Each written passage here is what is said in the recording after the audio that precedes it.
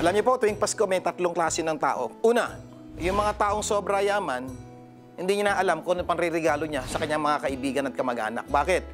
Sa loob ng nakaraang taon, nairigalo niya na lahat ang gusto niya irigalo. Pangalawa, yung mga may pera pero kapos, hindi niya alam din kung ano ririgalo niya dahil kukunti lang ang pera niya. Yung pangatlo, ang panalangin nila, sana wala ng Pasko. Ang lungkot tong nakaraan nilang Pasko. At nung malamang, itong susunod na Pasko, mas malungkot. Kung isa kayo sa mga tatlong ito, makinig po kayo. Number 1, sobra pera nyo. Good news. Marami pong ibang nangangailangan ng pera. Mga nabiktima ng bagyo, nabiktima ng baha, nabiktima ng kalamidad. Yung ibang parte ng parregalo nyo, ibigay nyo sa ibang tao. Sigurado ko ho, mas matutuwa po yung mga taong nakapaligid sa inyo. Number 2, kapos kayo sa pera. Pero may pera naman kayo, may parregalo. Magbawas-bawas din ho sa paggastos, sa pagregalo. Pwede naman mag-abot ng maliit na regalo. At parte po sa matitipid nyo sa pangregalo, bakit hindi nyo pang tulong sa iba?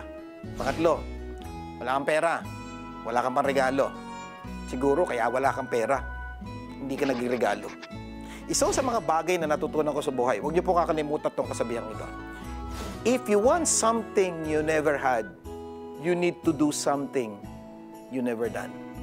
Kung meron ka pa po isang bagay na hindi mo nakukuha sa buhay mo, siguro dapat kang gumawa ng isang bagay na hindi mo pa ginagawa.